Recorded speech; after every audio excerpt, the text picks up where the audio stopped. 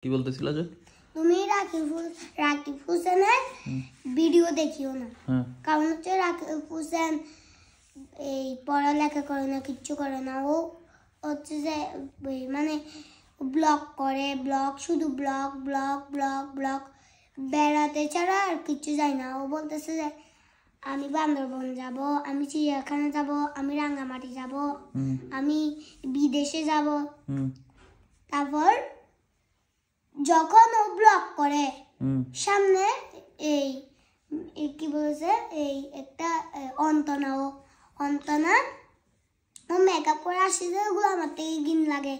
একদিন দেখি, একদিন চাচ্ছি আমি কোনোদিন দেখিনি এটা কি ব্লগ। জীবনকে জীবন আজকে ওর কথা বাদ দাও, বলতেছি যে হচ্ছে যে বলতেছিলাম যে এই ও যখন আমি একদিন দেখছিলাম যে এটা ক্লিপ কি একটা ব্লগ আসছে, এটা দেখি তো কোনোদিন দেখিনি। সাসি দেখছি রাকিব হোসেন, তো রাকিব হোসেন এদিকে সামনে মেয়ে একটা আছে, ওর নাম অন্তনা আর কি। দেখছি অন্তনা নামিটা চিঠির মধ্যে দেখছি যে আমি একটা চিঠিও লিখে বলছে, চিঠি নিয়ে লিখে বলতেছে অন্তনা। কিভাবে সাজছে ও বাস আমার মাথা ঘুরে গেছে। তারপর এটাকে আমি এটা ইয়া করে আমি মাসা দিয়ে দিছি, কার্টুন দিছি। এমনিও এই ইয়া রাকিব হোসেন থেকে সোহরাব জোশী ও হচ্ছে ড্রয়িং করতে পারে, স্কুলে যায়, লেখাপড়া করে, ওগুলো ভালো।